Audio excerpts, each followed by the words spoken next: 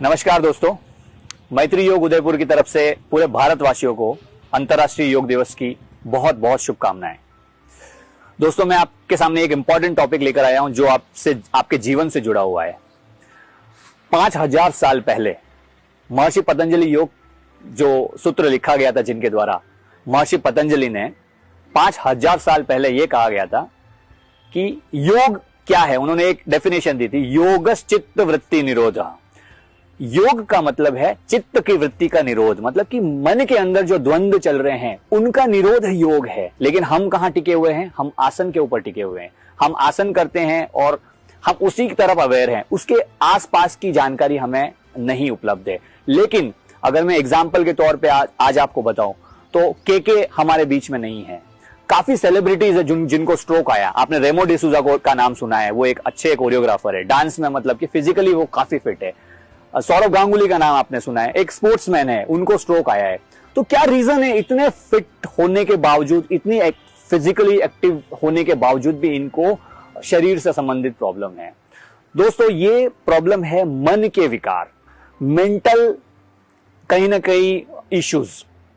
अब इनको कैसे दूर करना है उसके ऊपर हमें ध्यान देना पड़ेगा, बिकॉज वर्ल्ड के मेजर लोग जो है इस प्रॉब्लम से कहीं ना कहीं सफर कर रहे हैं कि उनका जो मेंटल स्टेबिलिटी है वो कहीं ना कहीं मतलब मिस हो रही है।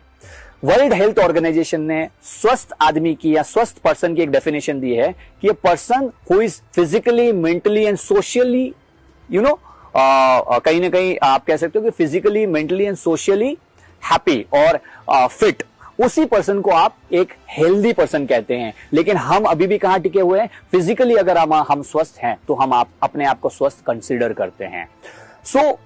जैसे पतंजलि योग सूत्र ने अष्टांग में बोला है, यम, नियम, आसन, प्राणायाम, प्रत्याहार, धारणा, ध्यान, समाधि।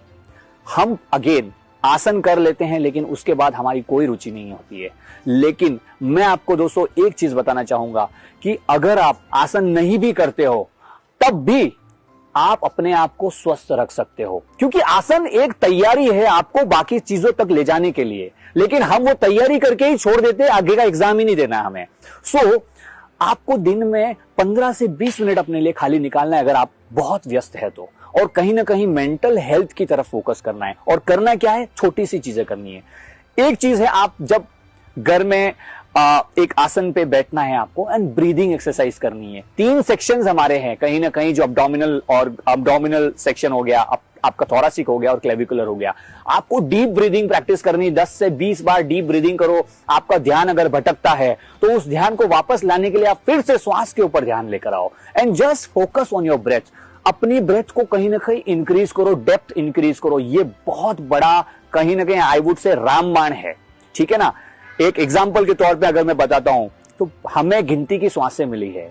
अब उन श्वासों को कम तो खर्च कैसे कर सकते हैं हम? जितनी ज्यादा डीप और स्लो हमारी ब्रीदिंग होगी उतने लंबे हम जीने वाले हैं। कछुए का एग्जाम्पल है, कछुए की श्वास सबसे धीमी होती है, एंड वो एक ऐसा प्राणी है जो पृथ्वी पर सबसे ज्यादा जीता है।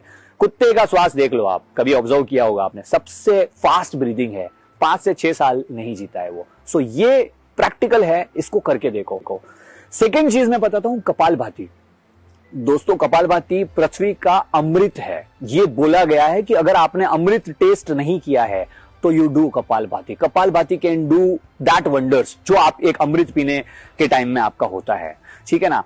एंड देन आपके पास और समय है तो ब्रीदिंग एक्सरसाइज के बाद कपालभाति के बाद आप प्राणायाम कर सकते हो, और इस तरह से आप कहीं ना कहीं अपने आप को मेंटली फिट रख सकते हो।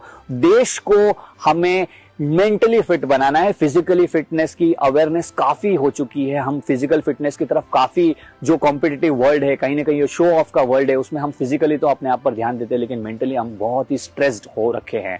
और सबसे बड़ी और इंपॉर्टेंट चीज यही है कि फिजिकली फिट होने के बाद हम मेंटल फिटनेस की तरफ नहीं जाते हैं। ये कहीं ना कहीं हमारा इग्नोरेंस हो सकता है, और जिसकी वजह से आप देखते हो 90% जो लोग हैं ना वो डिप्रेशन के शिकार है, और उनको ये तक नहीं पता है कि हम डिप्रेस्ड है।